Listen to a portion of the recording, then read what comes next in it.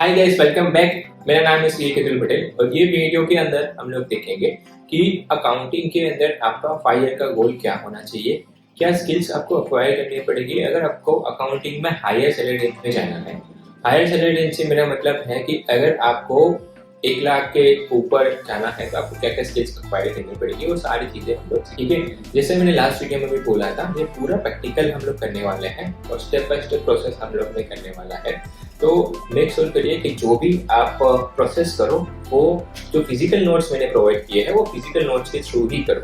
Physical notes जो है वो आपको मिल गए होंगे, अगर नहीं मिले हैं तो आप ये पर्टिकुलर पीडीएफ जो है मैं अटैच भी कर दूंगा, इसको आप डाउनलोड भी कर सकते हो। डाउनलोड करके प्रिंट निकलवा लो, ये मस्ट रिकमेंडेड है। उसके बिना ये वीडियोस इतनी इफेक्टिव नहीं होंगे, इसकी प्रिंट निकलवा लो।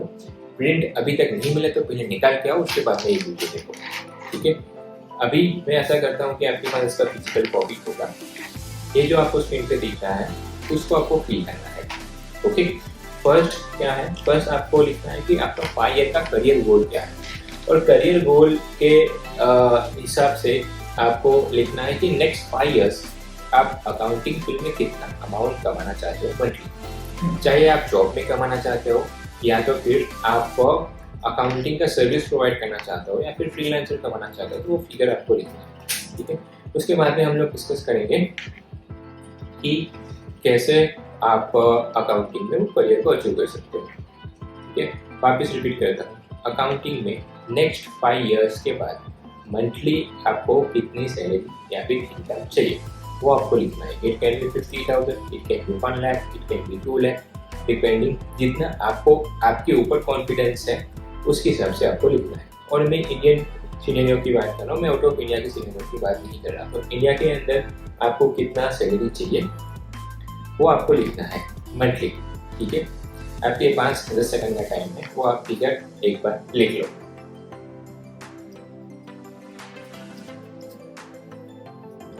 चलिए, मैं आशा करता हूँ आपने अपना फिगर लिख लिया होगा। जो भी फिगर होगा आपको मैं हेल्प करूंगा कि आप वो फिगर को कैसे अचीव कर सकते हो। ये पर्टिकुलर एक्सरसाइज करने की ज़रूरत क्या पड़ी, ये पर्टिकुलर एक्सरसाइज करने की ज़रूरत इसके लिए पड़ी बिकॉज मैंने काफ़ी सारे लोगों को ऐसा देखा है तो 10 साल से 15 साल से अकाउंटिंग में काम कर रहे हैं, बट उनकी सैलरी जो है बहुत लो है, वो 20,000 25,000 मंथली सैलरी के ऊपर ही काम कर रहे हैं, जबकि अकाउंटिंग में स्कोप बहुत ज़्यादा है। ओके, तो पहले हम वो देख लेते हैं कि अकाउंटिंग में स्कोप कहाँ तक है। तो आज जैसे आप स्क्रीन पे देख सकते हो अकाउंटिंग में क्या क्या स्कोप है। तो पहले तो डिजिग्नेशन देखते हैं। पहले आप मान लो कि आप फ्रेशर हो तो फ्रेशर से ज्वाइन करते हो। उसके बाद में आपकी फर्स्ट पोजीशन होगी एग्जीक्यूटिव लेवल, जो एंट्री लेवल के जूनियर अकाउंटेंट्स होते हैं वो। उसके बाद में आपका डेजिग्नेशन होगा सीनियर अकाउंटेंट, ठीक है। उसके बाद में आपका डेजिग्नेशन होगा head of accounts and finance head. उसके बाद में फाइनेंस मैनेजर, ठीक है। तो इसके हिसाब से अकाउंट में आप नेक्स्ट लेवल के ऊपर जा सकते हो। मोस्टली सबको पहले 3 ही पता होते हैं कि मैं अकाउंट्स एग्जीक्यूटिव हो गया और सीनियर अकाउंटेंट हो गया। सीनियर अकाउंटेंट को मोस्टली लोग हेड ऑफ अकाउंट्स डिपार्टमेंट की तरह ट्रीट करते हैं, बट मेरे हिसाब से अगर बहुत बड़ी कंपनी है तो वहाँ पे सीनियर अकाउंटेंट का डेजिग्नेशन भी अलग होगा और साथ साथ में हेड ऑफ अकाउंट्स का डेजिग्नेशन भी अलग होगा। ओके, मैं आपको हेल्प करूँगा कि आप कैसे ये सारे स्टेज के ऊपर नेक्स्ट लेवल पे जा सकते हो। और ये लोग ऑफकोर्स मेरा ये पर्टिकुलर एक्सरसाइज कराने का मतलब ये है कि हेड ऑफ अकाउंट्स और फाइनेंस मैनेजर ऑफकोर्स वो वैसा काम तो नहीं करते होंगे कि सिर्फ अकाउंट फाइनलाइज कर लिया, ठीक है। वो क्या एक्स्ट्रा काम करते हैं, क्या एक्स्ट्रा स्किल्स उनके पास होती है, वो अब हम देखेंगे। जैसे कि आप देख रहे हो कि फ्रेशर की मैंने रेंज डाली है, फ्रेशर की है 10 to 20,000 रुपीज़। आप इंडिया में कहीं पे भी जाओगे, इवन कॉर्पोरेट में भी जाओगे, अगर कॉर्पोरेट में एंट्री लेवल का पर्सन हायर कर रहा है जो बीकॉम ग्रेजुएट है या फिर जिसने अकाउंटिंग सीखा है, तो उसको कम से कम 1,20,000 से लेकर के 2,40,000 जो कि 3 लाख तक का सैलरी वो एक्सपेक्ट कर सकता है एज अ फ्रेशर। उसके बाद में वही मैं इनहेड सैलरी की बात करूँ, मैं पर्क्स वगैरह की बात नहीं कर रहा। अकाउंट्स एग्जीक्यूटिव में 20,000 से 30,000 की रेंज होती है, सीनियर अकाउंटेंट में 30,000 से 50,000। हेड ऑफ अकाउंट्स जहाँ पे क्रीम है, ये लास्ट जो कैटेगरी वो क्रीम कैटेगरी है, जो कि टॉप 5% लोग ही वहाँ पे पहुँचते हैं बेस्ड ऑन द ग्रेजुएशन। ठीक है, मैं सीए की बात नहीं कर रहा हूँ, मैं कोई सीपीए की बात नहीं कर रहा हूँ। We are only focusing BCom की डिग्री के बेसिस के ऊपर आप कहाँ तक जा सकते हो। हेड ऑफ अकाउंट्स आप 75 तक जा सकते हो। अगर ज़्यादा बहुत ज़्यादा एक्सपीरियंस हुआ तो उसके ऊपर भी जा सकते हो, बट ये मैंने जो स्टैंडर्ड टर्म होती है वो बने रहती है। उसके बाद में फाइनेंस मैनेजर जो होता है तो 1 लाख तक सैलरी या फिर 1 लाख से भी ज़्यादा वो कमा सकता है। तो ये सैलरी ग्रोथ है। डेजिग्नेशन भी अपग्रेड होगा जैसे जैसे आप आगे बढ़ते जाओगे। डेजिग्नेशन के साथ साथ में सैलरी भी अपग्रेड होगा। मेरा पर्पज़ ये था कि आपको एक गाइड करूँ ताकि आप 5 ईयर्स का गोल सही से मैनेज कर पाओ। अभी वापस मैं आपको 5 सेकंड देता हूँ। अगर ये देखने के बाद अगर आपको ये लगता है कि आपको गोल चेंज करना है तो आप चेंज कर सकते हो। ठीक है, अब चलते हैं अपने नेक्स्ट एक्सरसाइज के ऊपर। नेक्स्ट एक्सरसाइज भी बहुत ज़्यादा इंपॉर्टेंट है, बिकॉज जैसे मैंने बोला ये पर्टिकुलर कैटेगरी के अंदर कौन सी कैटेगरी में क्या स्किल्स की रिक्वायरमेंट होगी वो मैं अभी आपको बताने वाला हूँ। ठीक है, वो भी बहुत ज़्यादा इंपॉर्टेंट है। और पर्टिकुलरली सबसे पहले अपने बात करके टेक्निकल स्किल्स की क्या रिक्वायरमेंट होगी। ठीक है, आ जाते हैं वापिस अपनी शीट के ऊपर। स्क्रीन पे आप देख पा रहे हो मैंने अलग अलग सैलरी रेंज के हिसाब से स्किल्स लिखी है। ठीक है, 10 से 20 हज़ार की सैलरी है, मंथली सैलरी है, 20 से 30, 30 से 50, 50 से 1 लाख और 1 लाख से ऊपर। ठीक है, अभी अकाउंटिंग की फील्ड में ये अलग अलग कैटेगरी के अंदर क्या क्या सैलरी होनी चाहिए, सॉरी क्या क्या स्किल्स होनी चाहिए, उसके बारे में अपने को डिस्कस करना है। ठीक है, तो फर्स्ट आपको भी सोचना है कि 10 to 20,000 वाला क्या काम है। ठीक है, तो अगर आपको सही में उसका बेनिफिट लेना है तो मैं आपको रिकमेंड करूँगा कि आप वीडियो को पोस्ट करो, आगे पोस्ट करके ये सारी फील्ड्स जो हैं वो आप नोट डाउन कर लो। आपके हिसाब से आपको कितना नॉलेज है, आपको क्या लगता है 1 लाख वाला आदमी क्या कर रहा होगा, जिसकी 1 लाख से ज़्यादा की सैलरी वो क्या कर रहा है, वो आप एकदम नोट डाउन कर लो। ऑफकोर्स मैं तो आपको बताने ही वाला हूँ अभी कि क्या क्या काम कर रहा होगा, बट आप आपके हाथ से जितना भी लिखोगे उसके बाद में कंपेयर करो तो मैं दिखाने वाला हूँ तो आपको ज़्यादा फायदा होगा। ठीक है, अगर आपको पोस्ट करना है तो यहाँ पे पोस्ट कर लो, फिर बाद में वीडियो कंटिन्यू करेंगे। चलिए, तो होपफुली आपने लिख लिया होगा। अभी मैं आपको बताता हूँ कि सैलरी वाइज क्या क्या होगा, क्या क्या स्किल्स की रिक्वायरमेंट होगी। ओके, अगर मैं लेमन टर्म्स बोलूँ तो अगर इंडिया में आप बेसिक अकाउंटिंग जानते हो तो आप 20-25,000 तक मैक्सिमम कमा सकते हो। उसके बाद में आपको एडवांस ऑफ अकाउंटिंग सीखना पड़ेगा, अगर आपको जीएसटी सीखना पड़ेगा, टीडीएस सीखना पड़ेगा, टीसीएस सीखना पड़ेगा, जो होपफुली अगर आपने एडवांस अकाउंटिंग का कोर्स किया है तो वो सारी चीज़ें आपको आती होगी। अगर आपने बेसिक अकाउंटिंग का कोर्स किया है तो आपको जो है वो एंट्री लेवल का काम आता है। ठीक है, वो आपके ऊपर है। तो आप एडवांस अकाउंटिंग सीख जाओगे तो आप 50-60 हज़ार तक की सैलरी कमा पाओगे आगे जाके। ऑफकोर्स आप कौन सी कंपनी में काम करते हो वो सारी चीज़ें इम्पोर्टेंट है, बट इन ए नटसेल अगर मैं थंब रूल में बात करूँ तो अराउंड 50 to 60,000 का जॉब आपको मिल सकता है जो आपने वो सीखा है वो।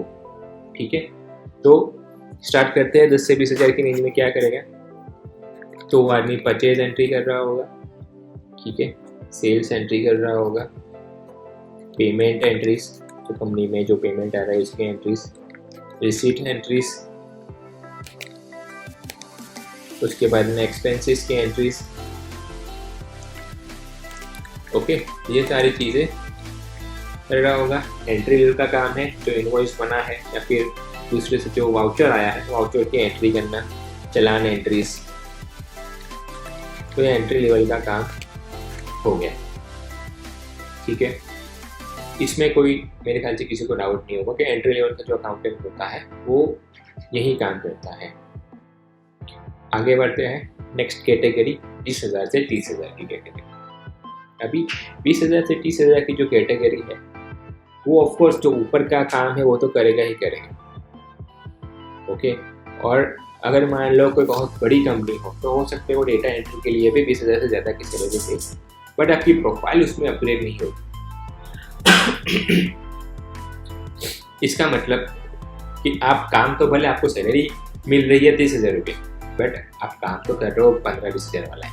तो आपको वो भी देखना है कि जैसे जैसे करियर में आप एडवांस होने पे जा रहे हो आपकी प्रोफाइल भी अपग्रेड होनी चाहिए, साथ साथ में सैलरी भी अपग्रेड होनी चाहिए। हम ये तो मेक श्योर करते हैं कि हमारी सैलरी अपग्रेड हो, बट के सामने स्किल्स अपग्रेड नहीं करते, काम अपग्रेड नहीं करते, तो वो चीज़ आपको ध्यान में रखनी है। नेक्स्ट कैटेगरी देखते हैं कि 20,000 से 30,000 में अपने को क्या क्या आना चाहिए। वो 20,000 टू 30,000 में ऊपर वाला सारा चीज़ आना चाहिए, प्लस जीएसटी के बारे में पता होना चाहिए, जीएसटी बेसिक्स आना चाहिए, जीएसटी रिपोर्ट्स के बारे में आइडिया होना चाहिए कि कौन कौन से रिपोर्ट होते हैं, क्या ड्यू डेट पे उनको रेडी करना होता है, रिपोर्ट के अंदर क्या क्या चीज़ें आती है, खास करके जो मंथली और क्वार्टरली रिटर्न है उसके बारे में आपको आइडिया होना चाहिए कि क्या क्या डेटा फर्निश करना होता है वो फॉर्म के अंदर।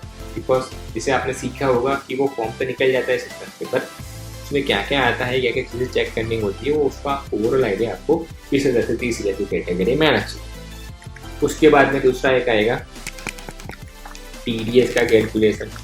ओके, TDS कैलकुलेट करना, तो आपको ये पता होना चाहिए कि TDS कौन कौन से चीज़ों पे लगता है, कौन कौन से ट्रांजेक्शन पे लगता है, कितने परसेंटेज से लगता है, उसका पेमेंट कब करना है, वो सारी चीज़ें आपको पता होनी चाहिए 20,000 से 30,000 की salary.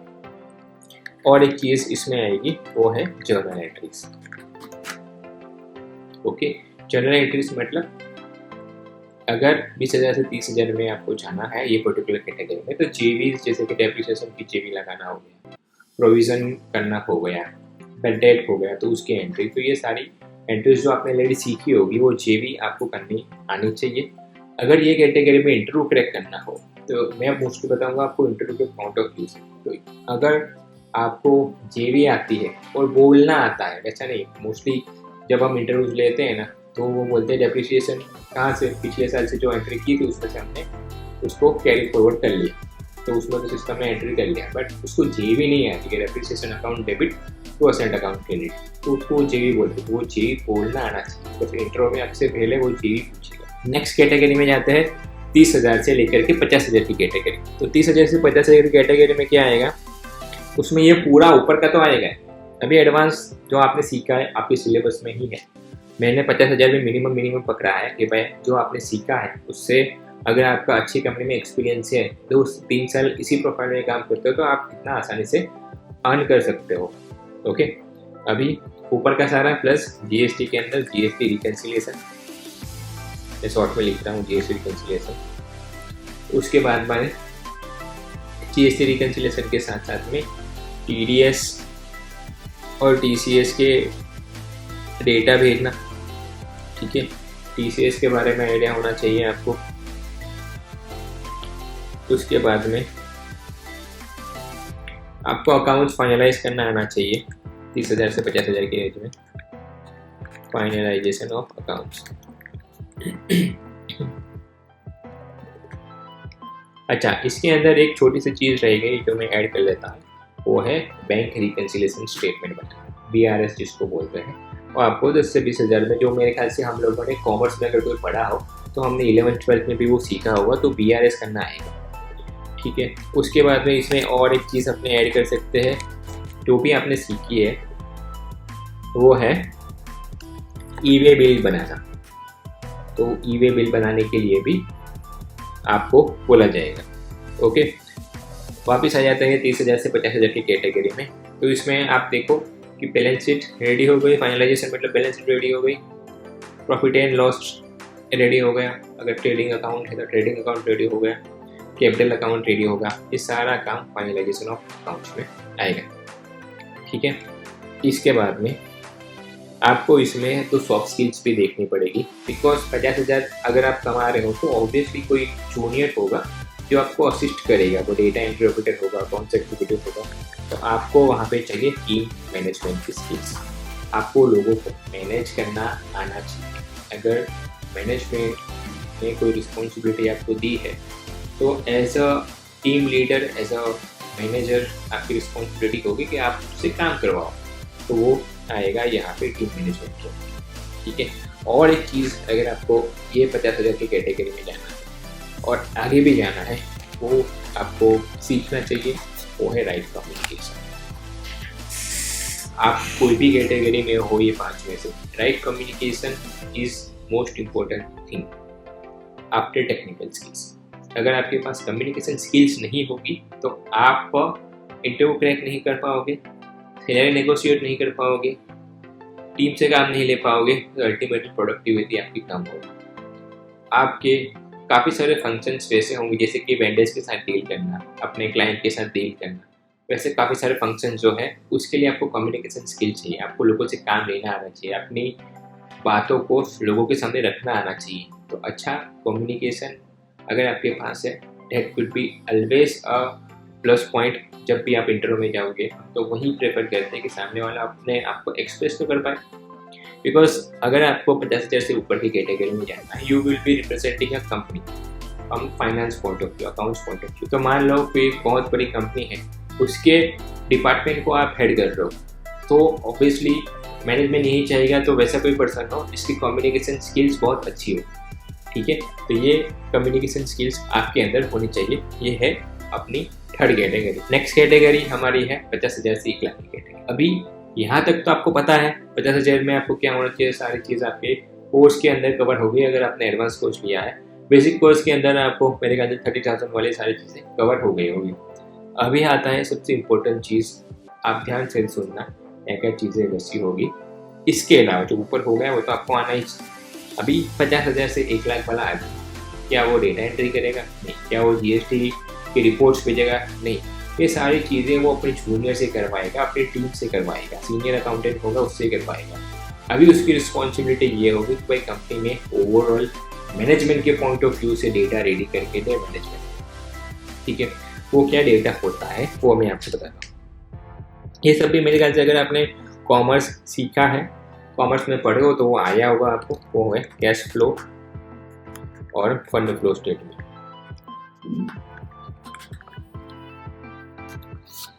Cash flow fund flow statement आपने सीखा होगा।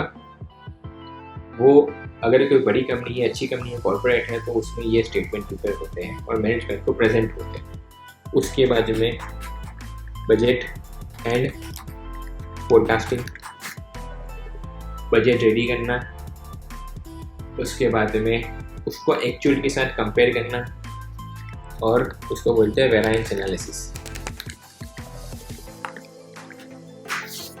तो ये जो हेड ऑफ अकाउंट्स होते हैं उसकी एक रिस्पॉन्सिबिलिटी ये भी है कि वो वेरिएंस एनालिसिस करके मैनेजमेंट को प्रेजेंट करें। फॉर एग्जांपल, अब मान लो कि हमने बजट में लिखा था कि मार्केटिंग का एक्सपेंस हमारा 30% ही होगा या फिर एक्स अमाउंट होगा, बट जब एक्चुअल में स्पेंड होता है तो हो सकता है बहुत ज़्यादा स्पेंड हो गया हो।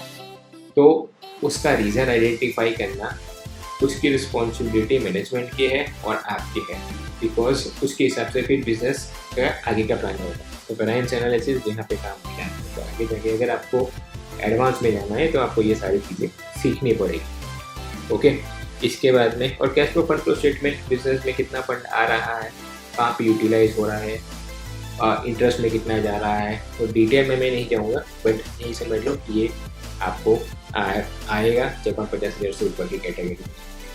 ठीक है, ये सारी चीज़ें। उसके बाद में आपका आता है MIS रिपोर्ट बनाना। ठीक है, MIS रिपोर्ट क्या होता है? Monthly information system. मैनेजमेंट के मतलब के लिए जो भी रिपोर्ट बनता है जिसके ऊपर से वो लोग डिसीजन ले पाए उसको बोलता है MIS रिपोर्ट। ठीक है, फॉर एग्जाम्पल मान लो कि मेरा एक ट्रेडिंग बिजनेस है, बहुत बड़ा बिजनेस है, ट्रेडिंग बिजनेस है। मैं 100 लोगों के साथ काम करता हूँ। अभी 100 लोगों में से मेरा डेटा तो है, उनके इनवॉइसेस आ रहे हैं, ठीक है, उनका पेमेंट आ रहा है। अभी मेरे को आइडेंटिफाई करना है कि मैं 100 लोगों को माल बेच रहा हूँ, तो 100 लोगों में से कौन 5 वैसे लोग हैं जो मेरे को टाइम पे पेमेंट कर रहे हैं या फिर जल्दी पेमेंट कर रहे हैं, या फिर कौन वैसा लोग हैं जो 5 लोग वैसे हैं जो मेरे से माल कम खरीद रहे हैं, पेमेंट बहुत डिले कर रहे हैं। तो एज अ मैनेजमेंट वो डेटा मेरे लिए इम्पोर्टेंट है। दूसरा एग्जाम्पल, मान लो कि मैं 500 चीज़ों में डील करता हूँ। अभी मुझे पता लगाना है कि कौन सी टॉप 5 सेलिंग आइटम है इन टर्म्स ऑफ वैल्यू, मुझे पता लगाना है कौन सी टॉप 5 सेलिंग आइटम है इन टर्म्स ऑफ नंबर्स, मुझे पता लगाना है कि इसका टर्नओवर ज़्यादा है, मतलब कौन फास्ट सेलिंग है। तो सारा डेटा मुझे MIS से मिलेगा। तो as accounts person, as account set, ये आपकी रिस्पॉन्सिबिलिटी रहेगी कि आप मैनेजमेंट को MIS का रिपोर्ट रेडी करके दो। ठीक है, MIS का रिपोर्ट आपकी रिस्पॉन्सिबिलिटी होगी मैनेजमेंट को प्रेजेंट करने में। आगे बढ़ते हैं 100 के। 100K के अंदर वापस से ये सारे फंक्शंस तो आएंगे ही आएंगे। उसके बाद में आपका आएगा फाइनेंस मैनेज करना। इसका मतलब कंपनी को जब भी फंड की ज़रूरत होगी आप एक्सप्लोर करोगे कौन कौन से वे हैं जिससे कंपनी फंड लेना चाहेगी, या फिर कौन कौन से रास्ते हैं कंपनी के पास, वो डेट में लेना है, इक्विटी में लेना है, आईपीओ में जाना है, बहुत सारे रास्ते हैं। डेट में भी कौन से वे में जाना है, तो वो सारे चीज़ों का आइडिया आपको होना चाहिए। कितने परसेंट पे मिलेगा, कौन से वे में कौन सा फ़ायदा है, क्या फ़ायदा है, क्या नुकसान है, सारी चीज़ें। कहाँ पे कंपनी का फंड आइडियल पड़ा हुआ है जिसको आप यूटिलाइज कर सकते हैं। कंपनी के फाइनेंशियल प्लानिंग सारा आपका रहेगा। ठीक है, मान लो कंपनी के एक प्रोजेक्ट आ रहा है लेकिन उसको 2 साल का टाइम है, तो वो 2 साल तक अगर कंपनी के पास पैसा पड़ा हुआ है तो obviously it will be the loss to the company. तो उसको कैसे पार करना है उसके हिसाब से मैनेजमेंट को आपको एडवाइस करना पड़ेगा। ठीक है, ये सारी चीज़ें। उसके बाद में आ गया इंटरनल कंट्रोल।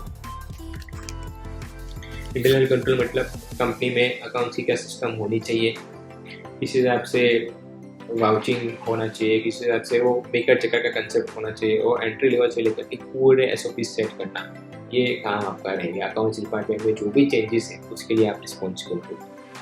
ठीक है, तो ये पूरा मोटा मोटी मैंने आपको बताया कि अलग अलग क्या स्किल्स आपको होनी चाहिए, खास करके ये 50,000 से लाख और 1 लाख के ऊपर की कैटेगरी। ये मैंने सिर्फ 1 लाख से ऊपर की कैटेगरी में ऑब्वियसली एडवांस और भी फंक्शंस होते हैं, बट अभी के लिए जो आपके लिए इम्पोर्टेंट है, इसके ऊपर आपको अभी से काम करना चाहिए, वो ये है। 50,000 तक का जो है आप ऑलरेडी सीख चुके हो। आपका काम यह है कि इसके अंदर ही अच्छे से स्किल्स को इम्प्लीमेंट करके मेक श्योर करके कंपनी को कैसे फ़ायदा करवा। एक थंब रूल है, अगर आपको सैलरी ज़्यादा चाहिए तो, कि आप वो सोचो कि आप कंपनी को कैसे फ़ायदा करा सकते हो। जैसे जितना कंपनी को ज़्यादा फ़ायदा कराओगे उतना ही ज़्यादा आपकी सैलरी बढ़ेगी। ठीक है, तो ये वीडियो में अपने इतना ही रखते हैं। वापस से बता देता हूँ, ये वीडियो के अंदर जो भी चीज़ें हमने सीखी है वो मेरे एक्सपीरियंस के हिसाब से है। हज़ारों रिव्यू स्कैन करने के बाद हज़ारों कंपनी के साथ अलग अलग रिक्रूटमेंट के लिए काम करने के एक्सपीरियंस के हिसाब से ये सारी चीज़ें बनाई है। तो आपको क्या करना है, ये सारा देखना है और अपने रेगुलरली इसको विजिट करते रहना है कि भाई आपको क्या सैलरी रेंज के लिए क्या सीखना है, वो आपके माइंड में होना चाहिए और ख़ास करके आपका गोल होना चाहिए। ठीक है, ये वीडियो में अपने इतने ही रखते हैं। नेक्स्ट वीडियो में अपने सीखेंगे सीवी के लिए सीवी कैसे बनाना है, क्या चीज़ें इंपॉर्टेंट है, क्यों आपके सीवी रिजेक्ट होता है, क्यों इंटरव्यू के लिए कॉल नहीं आते, सारी चीज़ें हम डिस्कस करेंगे नेक्स्ट वीडियो के अंदर। तब तक बाय।